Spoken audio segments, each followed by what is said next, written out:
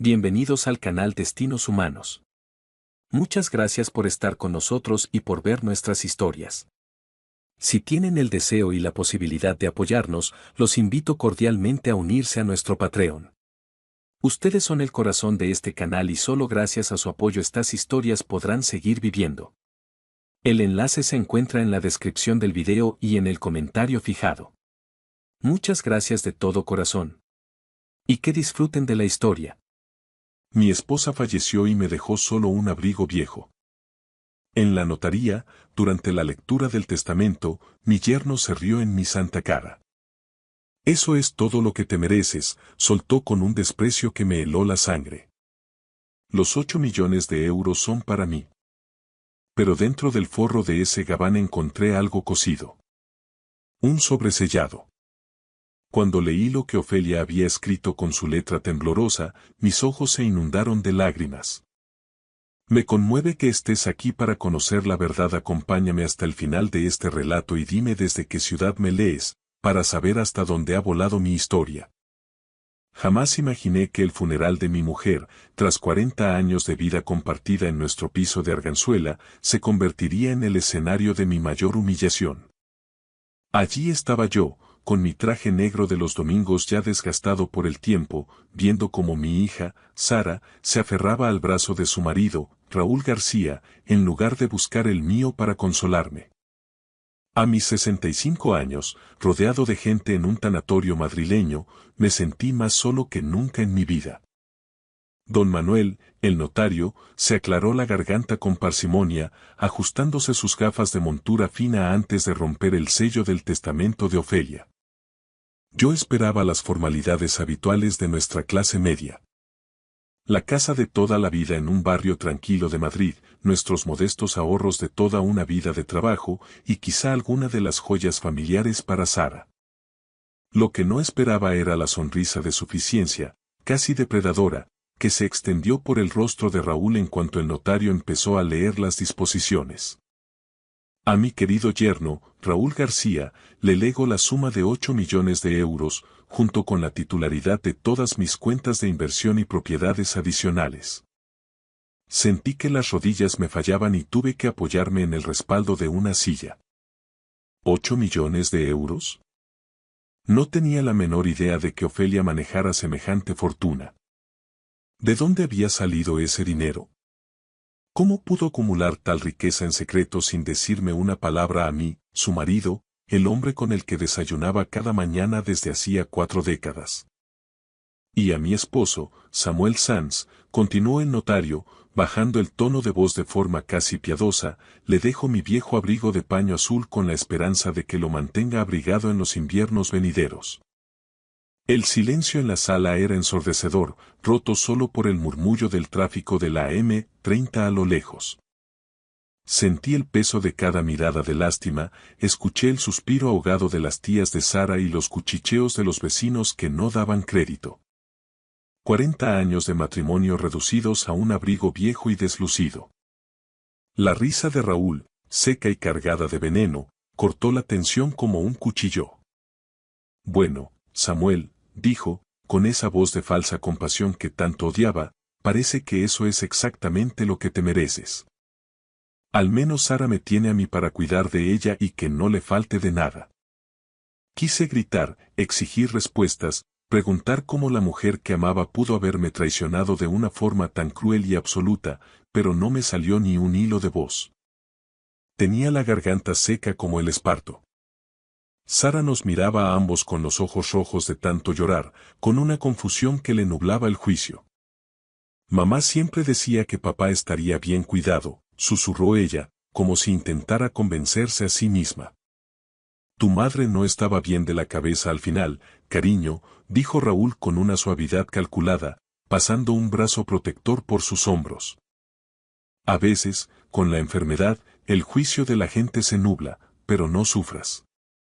Nosotros nos aseguraremos de que tu padre no acabe tirado en la calle. Esa condescendencia me revolvió el estómago.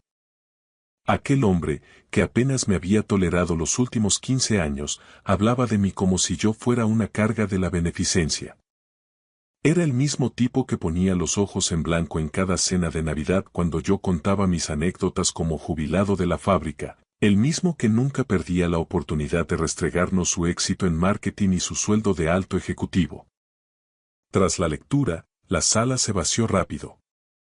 Escuché a Margarita, la hermana de Ofelia, susurrarle a su marido mientras salían. Siempre supe que ese matrimonio era pura fachada. La pobre por fin le ha dado su merecido. En el tanatorio solo quedamos Sara, Raúl y yo. Mi hija se acercó vacilante, entregándome una bolsa de plástico donde asomaba la lana del abrigo. Papá, lo siento muchísimo. No entiendo qué le pasó a mamá por la cabeza.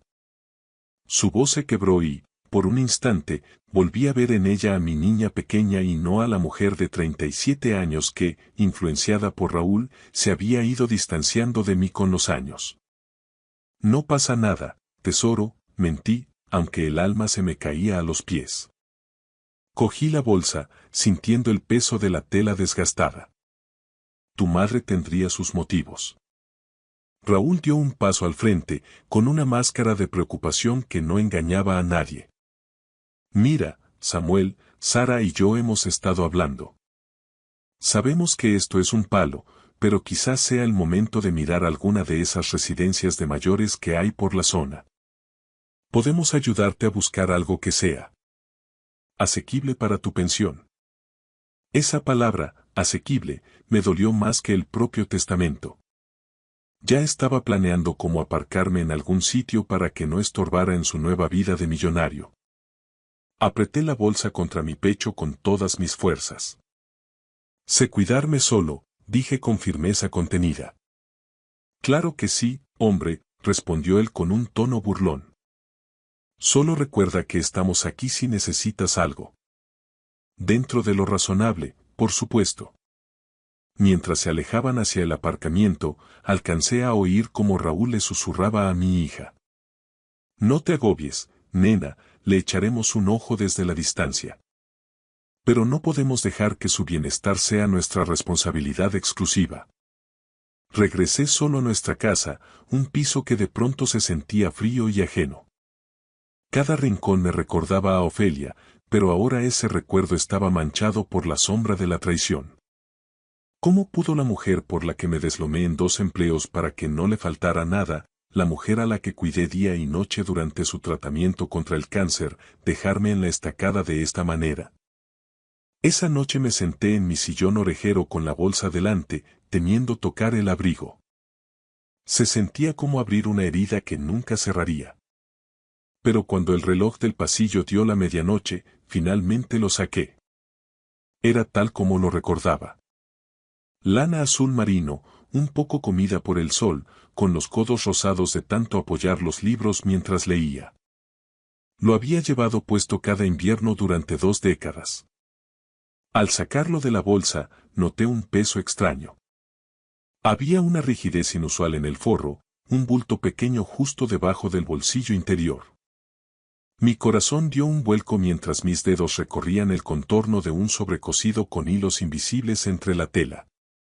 Me temblaban las manos al darme cuenta de que quizá, solo quizá, el último acto de mi esposa no había sido la humillación pública que todos presenciamos, sino algo mucho más profundo y secreto.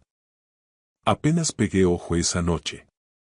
El abrigo azul marino descansaba sobre la silla de mi dormitorio, como un centinela mudo cargado de secretos. En cuanto los primeros rayos de sol empezaron a colarse por la persiana del piso de arganzuela, no pude aguantar más. Con las manos todavía temblorosas y mis viejas gafas de cerca, me senté en el borde de la cama para iniciar el delicado proceso de descoser el forro. La costura era de una precisión asombrosa. Supe al instante que Ofelia lo había hecho ella misma. Siempre fue una mujer meticulosa con la aguja, capaz de zurcir mis camisas de trabajo hasta que parecían nuevas, incluso cuando yo le decía que podíamos permitirnos comprar algo en las rebajas del Corte Inglés. Al cortar los hilos con sus pequeñas tijeras de bordar de punta fina, el sobre se deslizó con suavidad. Mi nombre estaba escrito en el anverso con su letra familiar, la misma de las listas de la compra del mercado, pero esta vez los trazos parecían más urgentes, más firmes. Dentro encontré 3 folios escritos a mano, apretados, llenos de una verdad que me iba a cambiar la vida. Mi querido Samuel, empezaba. Si estás leyendo estas líneas, es que mi plan ha funcionado y Raúl se cree el vencedor. Te ruego, mi vida, que me perdones por lo que tuve que hacer y por el dolor que sé que esto te ha causado en el alma. Pero necesito que sepas que cada palabra dura, cada desplante y cada momento de estos últimos meses en los que parecía alejarme de ti. Nada de eso fue real. Tuve que soltar la carta sobre mis rodillas y respirar hondo. El aire me faltaba. Descubrí algo sobre Raúl hace 3 meses que lo cambió todo. Ha estado envenenando lentamente la mente de nuestra hija contra ti. La convenció de que te estabas convirtiendo en una carga, de que tu memoria fallaba, de que eras demasiado orgulloso para admitir que necesitabas ayuda profesional. Pero eso no fue lo peor, amor mío. Descubrí que Raúl lleva una doble vida. Tiene otra familia. Las palabras me golpearon como un puñetazo en el estómago. ¿Otra familia? Tuve que leer la frase 3 veces, en voz alta, para que mi cerebro terminara de procesar la magnitud de la infamia. Lleva casado con otra mujer 7 años. Se llama Vanessa y tienen 2 hijos. Un niño de 6 años y una niña de 4. Mantiene un piso de lujo en el Encinar de los Reyes, en la otra punta de Madrid, donde pasa varias noches a la semana con la excusa de sus viajes de negocios. Tengo fotos, documentos bancarios, todo. Pero cuando decidí enfrentarme a él, me amenazó de una forma que todavía me hace temblar mientras escribo esto. Me levanté a la cocina a por un vaso de agua, sintiendo que el suelo se movía bajo mis pies. Raúl García, el yerno ejemplar, el ejecutivo de éxito, era un hombre bígamo y un mentiroso patológico. Volví a la carta con los nervios a flor de piel. Me dijo que si le contaba la verdad a Sara, me declararía mentalmente incapacitada ante un juez. El muy cobarde ha estado documentando cada pequeño despiste que he tenido. Cuando olvidé dónde puse las llaves de casa, cuando me confundí con los ingredientes de la cena. Me dijo que tenía pruebas suficientes para convencer a cualquier perito judicial de que estaba perdiendo la cabeza por el tratamiento del cáncer y que se aseguraría de que pasara mis últimos años encerrada en el peor centro estatal que pudiera encontrar, lejos de ti. Se me cerró el pecho de rabia al recordar esos pequeños momentos que ella mencionaba. Yo los había achacado al cansancio de la edad, pero Raúl los estaba coleccionando como armas de guerra. Pero cometió un error garrafal, Samuel. Se volvió codicioso. Me propuso que, si quería protegerte a ti, tenía que asegurarme de que él lo heredara todo. Estaba convencido de que con los 8 millones de euros podría solicitar el divorcio, dejar a Sara con lo puesto y empezar de cero con su verdadera familia. Incluso tuvo la desfachatez de reírse mientras me explicaba su plan. Dijo que nuestra Sara ya se estaba haciendo vieja y que Vanessa era joven, además de haberle dado los hijos que él siempre quiso y que Sara no pudo tener. Sentí náuseas reales. Mi hija estaba casada con un monstruo que planeaba destruirla por dinero mientras se burlaba de su dolor. Sabía que tenía que protegeros a los dos, pero también sabía que si decía la verdad sin pruebas irrefutables, él cumpliría sus amenazas. Así que ideé una estrategia. Fingí creer sus mentiras sobre que tú eras una carga pesada. Actué como si estuviera resentida con nuestro matrimonio delante de él. Sé que te rompió el corazón, Samuel, y me moría por dentro cada vez que te veía sufrir, pero necesitaba que él creyera que tenía el control total. Las lágrimas empañaron mis gafas. Yo pensaba que la estaba perdiendo, que el cáncer le había agriado el carácter hacia mí, pero en realidad me estaba salvando desde la sombra. Los 8 millones son reales, continuaba la carta. Pero no son míos para testar.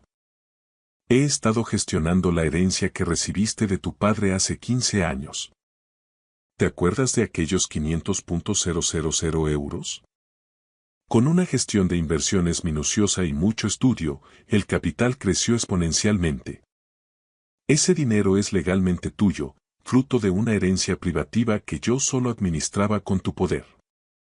Al dejárselo a Raúl en el testamento, le he puesto la soga al cuello para que se ahorque él solito. Me quedé de piedra. Mi padre, un hombre que trabajó toda su vida en el campo antes de venirse a la capital, nos dejó una herencia que yo siempre consideré modesta. Ofelia, con su inteligencia silenciosa, la había convertido en una fortuna mientras yo seguía trabajando en la fábrica para pagar las facturas. Esto es lo que necesito que hagas, concluía el texto. En nuestro dormitorio, detrás del rodapié que está suelto bajo la ventana, encontrarás un sobre de Manila. Dentro están las copias de todos los documentos legales que demuestran que el dinero es tuyo por derecho propio, además de las pruebas de la otra familia de Raúl. También hay una grabadora. Él no sabe que he grabado nuestras conversaciones de estos últimos 2 meses. Sus propias confesiones lo van a condenar. La carta terminaba con las palabras que me rompieron el corazón y, al mismo tiempo, lo cosieron para siempre. Te he amado cada segundo de estos 40 años, Samuel Sanz. Te amé ayer, te amo hoy y te amaré desde donde quiera que esté mi alma. Por favor, perdóname por haberte hecho dudar de ese amor. Todo lo hice por ti y por nuestra hija. Ahora te toca a ti terminar la faena. Hazle pagar por lo que intentó hacerle a nuestra familia. Con todo mi amor, siempre, tu Ofelia. Cerré los folios y me quedé mirando el amanecer sobre los tejados de Madrid. El dolor seguía ahí, pero ahora tenía un propósito. No iba a permitir que ese miserable se saliera con la suya. Ofelia me había dejado un arma cargada en el forro de un abrigo, y yo iba a apretar el gatillo. Me quedé sentado en la cocina mientras el sol de la mañana madrileña entraba por el ventanal, iluminando las motas de polvo que flotaban en el aire de una casa que, de repente, se sentía llena de fantasmas. Sostenía la carta de Ofelia contra mi pecho, apretándola como si fuera su propia mano, y lloré. Lloré con un desconsuelo que no sentía desde que era un niño correteando por los campos de Castilla. Ofelia no me había traicionado, me había salvado de un pozo que yo ni siquiera sabía que existía. Y ahora, armado con su último sacrificio, yo iba a rescatar a nuestra hija de las garras de ese lobo. Encontré el sobre de Manila exactamente donde ella indicó. Tras el rodapié suelto, un escondite que solo alguien que ha vivido 40 años en las mismas 4 paredes podría conocer. Me senté a la mesa de roble y extendí el contenido. Cada documento era un clavo en el ataúd de la reputación de Raúl. Los extractos bancarios eran asombrosos, mostraban cómo aquellos 500.000 euros iniciales, gracias a la pericia de Ofelia con los fondos de inversión y su austeridad casi sagrada, se habían multiplicado. Ella había sido una auténtica genio de las finanzas, operando en silencio mientras yo creía que solo hacía encaje de bolillos. Pero fueron las fotografías las que me helaron la sangre. La primera mostraba a Raúl saliendo de un lujoso chalet adosado en Las Rozas. Estaba junto a una mujer que no había visto en mi vida. Más joven que Sara, rubia teñida, con ese aire de seguridad que da el dinero ajeno. Le daba un beso de despedida de lo más natural. En el jardín, 2 niños jugaban con un perro. Un niño que era el vivo retrato de Raúl y una niña pequeña con sus mismos ojos oscuros y penetrantes. Había fotos de Raúl en funciones escolares de esos niños, en parques madrileños, celebrando cumpleaños con tartas y globos. Ofelia incluso había conseguido una copia del certificado de matrimonio del registro civil de una provincia cercana, fechado hace 7 años. 7 años.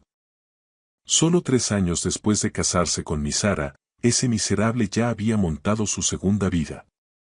Había contratos de alquiler a su nombre, facturas de la luz, una existencia paralela financiada, muy probablemente, con las expectativas de nuestra herencia. Con manos temblorosas, cogí la grabadora digital que venía en el sobre. Tenía una nota adhesiva pegada con la letra de mi mujer. Escucha esto, Samuel, pero prepárate. Sus palabras te dolerán en el alma, pero Sara necesita la verdad desnuda para poder despertar. Pulsé el botón y la voz de Raúl salió nítida, despojada de su máscara de yerno perfecto. Mira, Ofelia, ya estoy harto de este teatro, decía Raúl con un tono gélido. Sara se está haciendo vieja, es una pesada y, sinceramente, un lastre para mis ambiciones. Vanessa es todo lo que Sara dejó de ser hace mucho.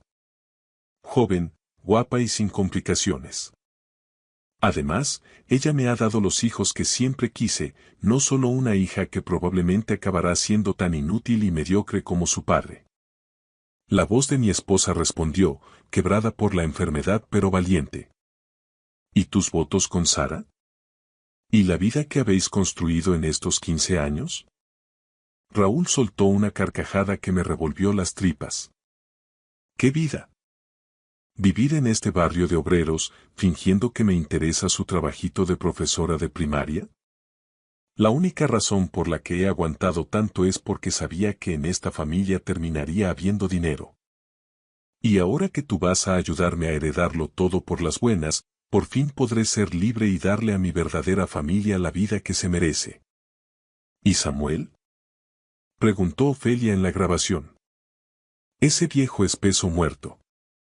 Una vez que el dinero esté en mis cuentas, convenceré a Sara para meterlo en una de esas residencias de las afueras, de las que no se sale.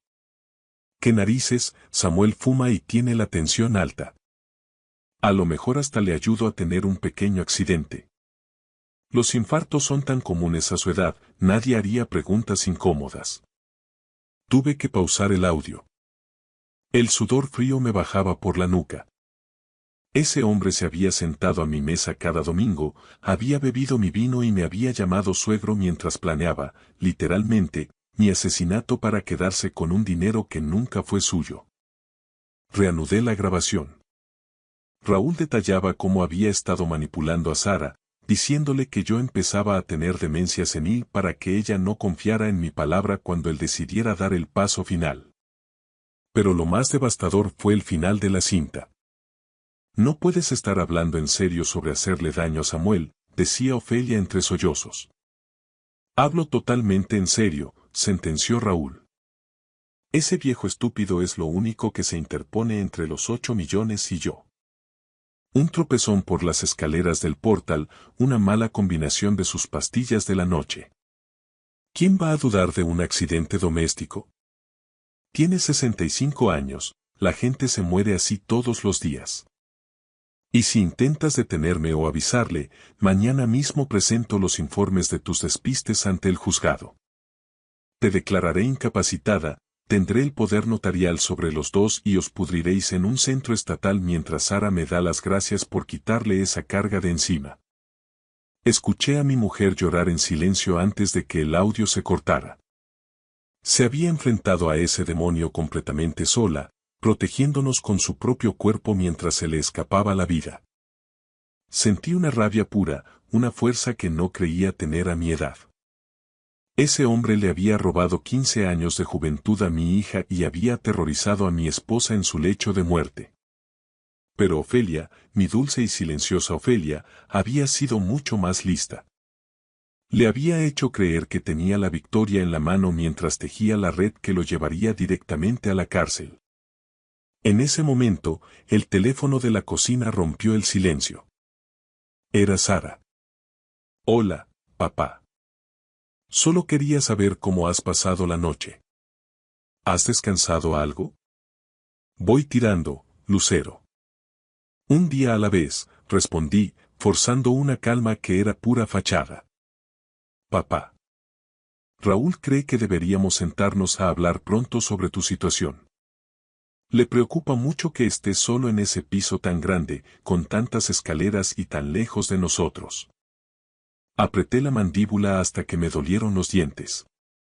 Ya estaba empezando la fase final. Usar mi duelo para convencerme de que era un estorbo que necesitaba ser custodiado.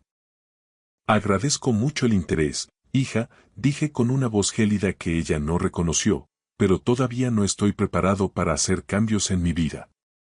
Dile que estamos aquí para ayudarle a tomar la decisión más sensata para su salud.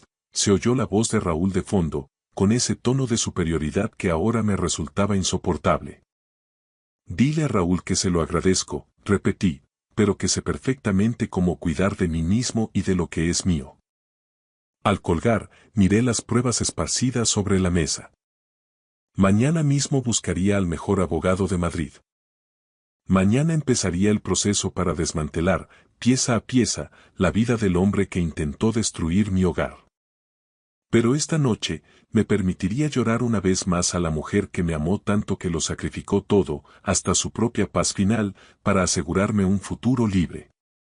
Mañana sería el día de la justicia. Hoy era el día de Ofelia.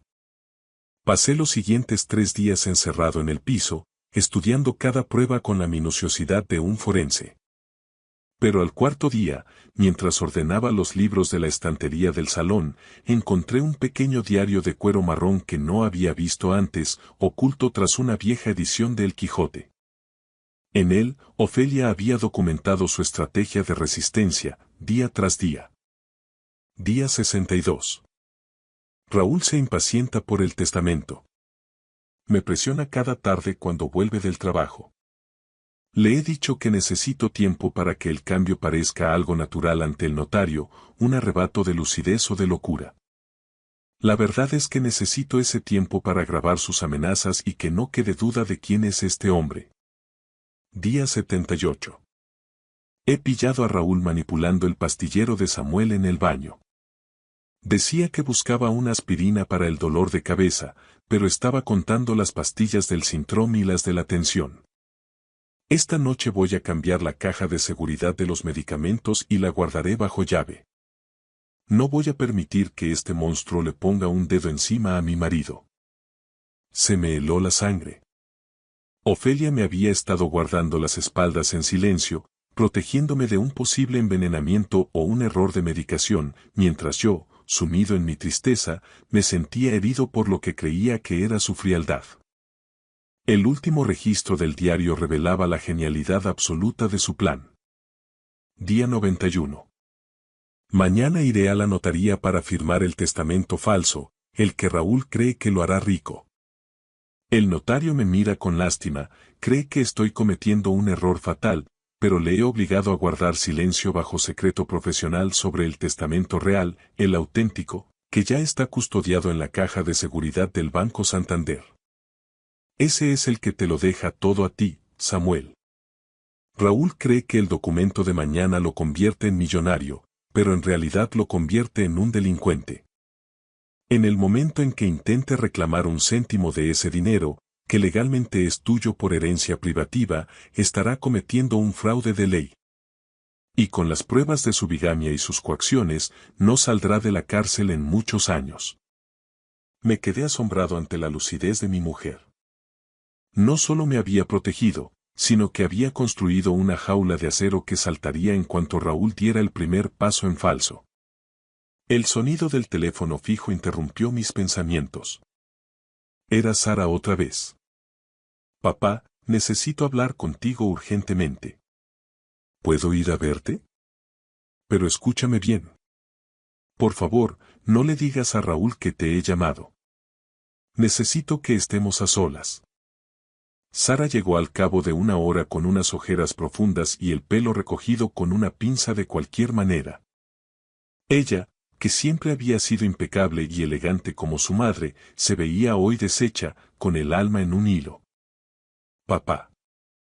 Empezó a decir mientras nos sentábamos en la cocina, ¿Raúl te ha dicho algo sobre el estado mental de mamá en sus últimas semanas de vida? ¿Qué tipo de cosas, hija? Pregunté con cautela, midiendo cada palabra. Dice que mamá estaba confusa por la medicación, que ya no regía bien y que por eso tomó esa decisión tan absurda de dejarte solo el abrigo. Pero papá, yo estuve con ella cada tarde en el hospital y la veía lúcida. Muy cansada, sí, pero con los ojos más despiertos que nunca. Era exactamente lo que Ofelia había predicho en su diario. Que Raúl usaría la excusa de la demencia para justificar el testamento ante nuestra hija. Tu madre fue muchas cosas al final, Sara, dije mirándola fijamente, pero confundida no fue una de ellas. De hecho, me pareció que tenía una determinación que no le veía desde que éramos jóvenes. Sara asintió, y un par de lágrimas rodaron por sus mejillas. Yo también lo creo. Pero Raúl insiste. Me está presionando para que le firme unos poderes para acceder al dinero de la herencia de inmediato. Dice que no hace falta esperar a que termine el proceso sucesorio en el registro, que él conoce a gente en el banco que puede darnos acceso de emergencia a los fondos. Raúl tenía tanta prisa por cobrar su botín que estaba empezando a saltarse la legalidad vigente en España, dejando un rastro de pruebas de fraude que cualquier abogado de oficio podría rastrear. Sara, ¿por qué me preguntas esto justo hoy? Mi hija se rompió y empezó a sollozar con fuerza. Porque creo que algo va muy mal, papá. Raúl actúa de forma errática. Se encierra en el despacho a hacer llamadas a deshoras, sale de casa de madrugada. Y ayer, buscando unos recibos, encontré unos billetes de avión para Miami ocultos en el bolsillo de su americana. Me dijo que era un viaje de negocios inaplazable, pero eran 4 billetes, papá. 4. 2 a nombre de Raúl García y una tal Vanessa, y otros 2 billetes infantiles para un tal Marcos y una tal Elena. El silencio volvió a reinar en la cocina de Arganzuela. Sara, por su cuenta, había tropezado con la punta del iceberg de la doble vida de su marido. Mi mujer sabía que nuestra hija era demasiado inteligente para ser engañada eternamente. ¿Qué crees que significan esos billetes, Lucero? Creo que mi marido tiene otra familia, susurró con la voz quebrada. Creo que me ha estado mintiendo durante años mientras yo me sentía culpable por no poder darle hijos. Y creo que mamá lo descubrió. Sentí un orgullo inmenso por la fortaleza de mi hija en medio del desastre. ¿Y qué piensas hacer ahora? No lo sé todavía. Si lo enfrento sin estar segura y me equivoco, perderé lo poco que me queda. Pero si tengo razón. Apretó los puños. Ya me he puesto en contacto con un detective privado aquí en Madrid. Va a investigar esos nombres y esa dirección de las rosas que encontré en su historial del GPS. Es lo más sensato que podías hacer, tesoro. Sé fuerte. Al irse hacia la puerta, Sara se volvió y me miró con una mezcla de arrepentimiento y rabia. Papá, siento mucho lo que pasó en la notaría.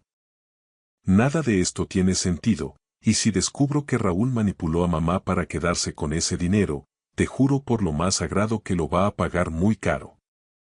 Se marchó dejando la promesa de justicia en el aire. Sentí pena por el dolor que le esperaba, pero también una anticipación casi eléctrica. El círculo se estaba cerrando sobre Raúl. El muy necio no tenía ni idea de que su mayor amenaza no era el viejo inútil al que quería quitarse de en medio, sino la red invisible tejida por la mujer que lo superó en ingenio y valor incluso antes de dar su último suspiro. El detective privado madrileño que contrató Sara trabajó con una rapidez quirúrgica. En apenas una semana, dejó sobre la mesa una carpeta de piel con el sello de su agencia. Raúl García llevaba una doble vida desde hacía 7 años. Vanessa no era una simple amante, era su esposa legal ante el registro civil. Su matrimonio con mi hija no era más que un fraude absoluto, un decorado de cartón piedra. Sara me llamó un martes por la tarde con la voz empañada por el llanto y la rabia. Papá, ¿puedes venir a casa? Necesito que estés aquí cuando confronte a Raúl. No puedo hacerlo sola. Llegué al chalet donde vivían. Sara me esperaba en la cocina, rodeada de fotos, extractos bancarios y documentos oficiales. Parecía haber envejecido 10 años en una semana. La luz de sus ojos se había apagado para dar paso a una determinación gélida. Mira esto, papá, me dijo, deslizándome el certificado de matrimonio original. Raúl se casó con esa mujer, Vanessa, en una ceremonia civil en Guadalajara 2 meses antes de nuestra boda en Madrid. 2 meses. Papá, legalmente ni siquiera soy su esposa. He vivido 15 años en una mentira administrativa y emocional. Me senté a su lado, fingiendo asombro para no revelar aún el secreto de Ofelia. Había fotos de la Casa de las Rosas, registros escolares de los niños, cuentas bancarias conjuntas con la tal Vanessa. Y hay más, continuó Sara, con un hilo de voz. Nos ha arruinado. Ha pedido una segunda hipoteca sobre esta casa sin que yo me diera cuenta, falsificando mi firma. Nuestros ahorros han volado, todo ese dinero ha servido para mantener a su otra familia mientras él esperaba como un buitre a que mamá muriera para dar el gran golpe con los 8 millones.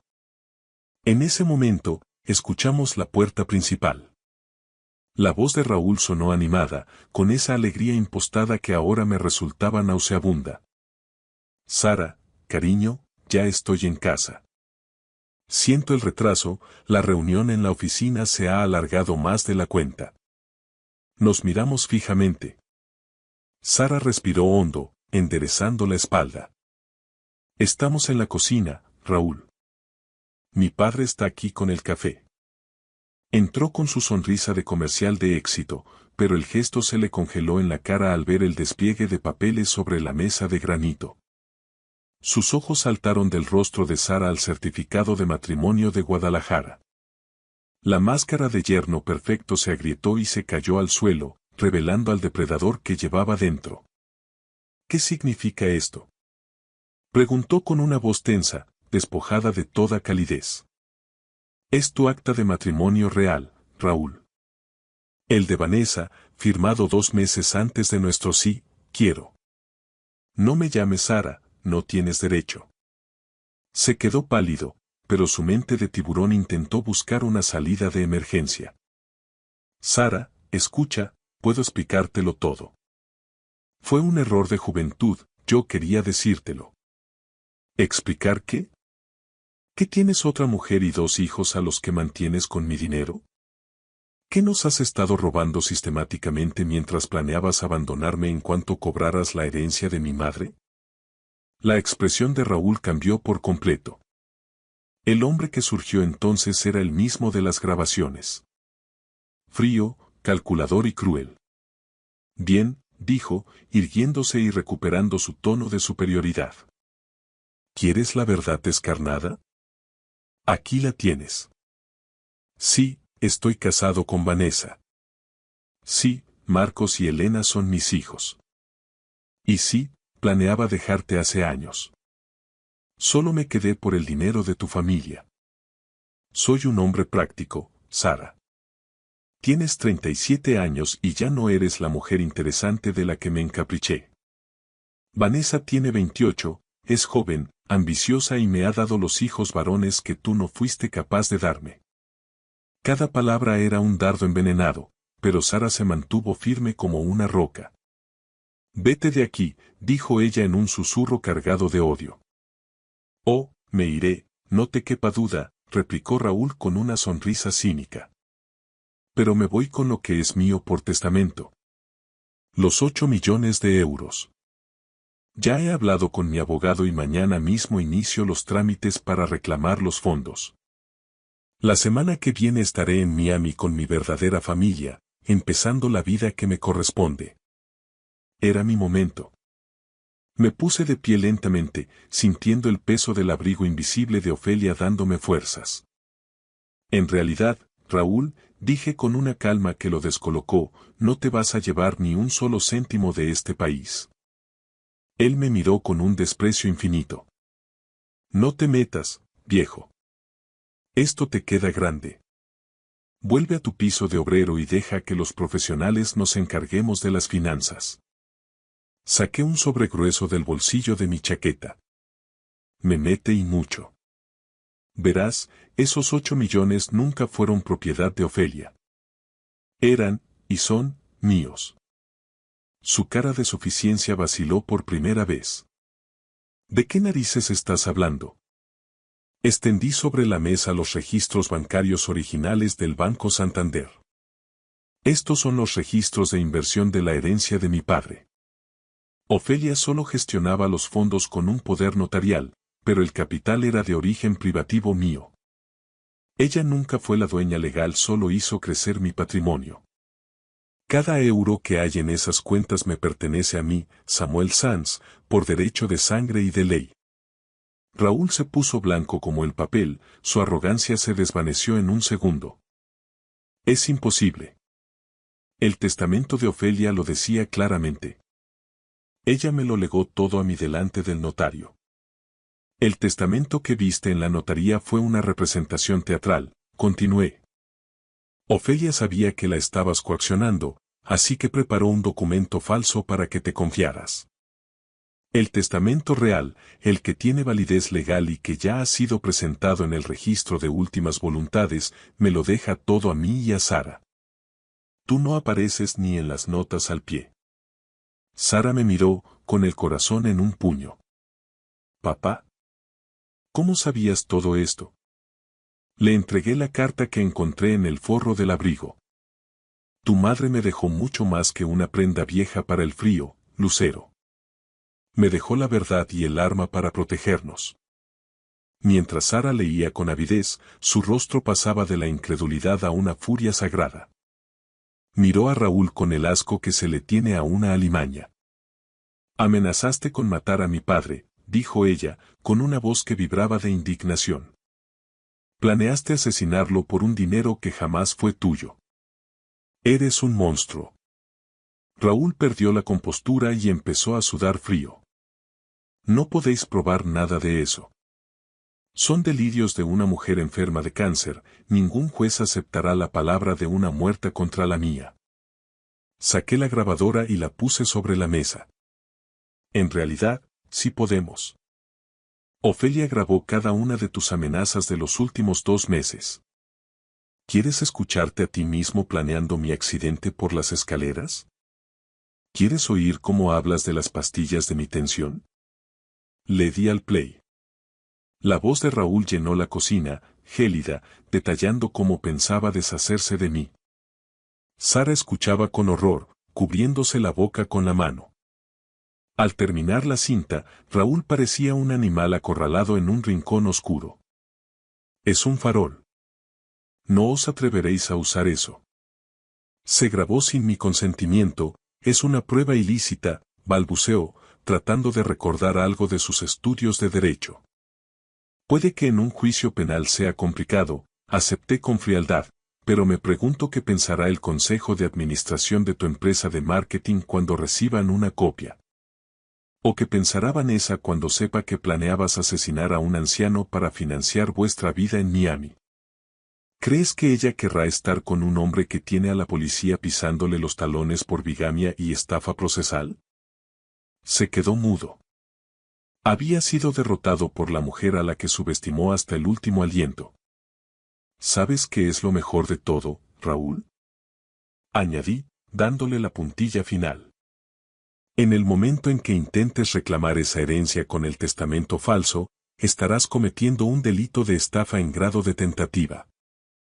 El dinero es mío, y Ofelia se aseguró de que cualquier movimiento tuyo te lleve directamente a la cárcel de Soto del Real. Sara sacó las llaves del Mercedes de Raúl de un cajón y se las tiró a los pies con un desprecio absoluto. Estas son las llaves de tu coche. Fuera de mi casa. Fuera de mi vida ahora mismo. Si vuelves a acercarte a mi padre o a mí, te juro por la memoria de mi madre que esas grabaciones estarán en manos de la Guardia Civil antes de que llegues a la esquina. Raúl miró a su alrededor, comprendiendo que su imperio de mentiras se había derrumbado por completo. Esto no ha terminado aquí, masculló, pero su voz carecía de fuerza. Sí, sentencié yo con firmeza. Se ha terminado. Ofelia se encargó de enterrarte antes de irse. Perdiste esta guerra hace mucho tiempo, solo que eras demasiado soberbio para darte cuenta. Recogió las llaves con manos temblorosas y salió de la casa casi huyendo. En el umbral de la puerta, se volvió por última vez, pero Sara lo cortó con una fuerza que me llenó de orgullo. De lo único que me arrepiento, Raúl, es de haber desperdiciado 15 años con un miserable que no te llega ni a la suela del zapato de mi padre. Vete. Cuando escuchamos el motor de su coche alejarse a toda prisa, El silencio regresó a la cocina, pero esta vez era un silencio de paz. Papá, dijo Sara, abrazándome con fuerza, siento tanto no haber visto quién era de verdad. Siento haber dejado que te tratara así y haber dudado de mamá. Le acaricié el pelo, tal como hacía cuando era niña. No tienes que pedir perdón, hija mía. Ese hombre nos engañó a todos con una maestría diabólica. Pero tu madre lo caló a tiempo y se aseguró de que pagara por cada una de sus mentiras. Sentí que un peso de toneladas se desprendía de mis hombros. El último regalo de mi esposa no había sido una humillación ni una traición, había sido el acto de justicia más perfecto que jamás hubiera imaginado. Ofelia nos había devuelto la libertad. Raúl cometió el error más grave de su vida. Subestimar la fuerza silenciosa de una esposa y madre devota. Nunca entendió que la discreción de Ofelia no era debilidad, sino una armadura. Su soberbia fue su ruina. Mientras escribo estas últimas líneas, sentado en el pequeño jardín que Sara y yo hemos arreglado juntos en su nueva casa de las afueras, rodeado de los rosales que este año han florecido con una fuerza inusitada, casi puedo oír la voz de Ofelia susurrando entre las hojas. Me dice, con esa paz que solo tienen los que ya no sufren, que está orgullosa. Orgullosa de cómo ha salido todo a la luz, orgullosa de la felicidad que Sara está recuperando poco a poco, ahora que se ha liberado de esa sombra tóxica que la anulaba. Y, sobre todo, me dice que está orgullosa de mi fortaleza para no rendirme y luchar por lo que es justo. A veces, cuando el sol de la tarde calienta los ladrillos, creo oír su risa, esa risa cristalina y maravillosa de la que me enamoré en una verbena de San Isidro hace más de 40 años. Se ríe al contemplar la justicia poética de su plan. Raúl, el hombre que intentó robar el futuro de nuestra familia y que hoy se enfrenta a procesos judiciales por bigamia y estafa en los juzgados de la Plaza de Castilla, se quedó sin nada. Perdió su estatus, perdió su acceso a un dinero que nunca fue suyo y, lo más importante, perdió la capacidad de hacernos daño. Mientras tanto, las personas a las que pretendía destruir, mi hija y yo, no solo hemos heredado un patrimonio, sino algo mucho más valioso. Libertad, paz y la certeza inamovible de que somos capaces de proteger lo que más amamos. Sara ha vuelto a dar clases con una sonrisa que ya no es forzada. Ha descubierto que no necesita a un hombre como Raúl para sentirse plena, y el dinero de su madre le ha servido para abrir una fundación de ayuda a mujeres en situaciones de vulnerabilidad. Un proyecto que Ofelia habría bendecido con los ojos cerrados. Ahora comprendo que la mayor herencia que me dejó mi esposa no fueron esos 8 millones de euros acumulados con tanto esfuerzo y secreto. Su verdadero legado fue enseñarme que el amor auténtico nunca se rinde, nunca deja de vigilar desde la sombra y nunca, bajo ninguna circunstancia, se doblega ante la maldad. Ese es un patrimonio que vale más que cualquier fortuna depositada en un banco, y es el tesoro que llevaré conmigo, como un abrigo de lana cálida, durante todos los años que me queden de vida. Al final, irónicamente, Raúl tenía razón en una sola cosa. Todo se trataba de la familia. Solo que el pobre necio nunca llegó a entender lo que esa palabra significa realmente en el corazón de un hombre y una mujer que se han amado de verdad. Gracias por acompañarme hasta el final de este relato desde tu ciudad. Espero que, al igual que yo, ahora sepas que a veces, bajo el forro de lo más humilde, se esconden las verdades más grandes.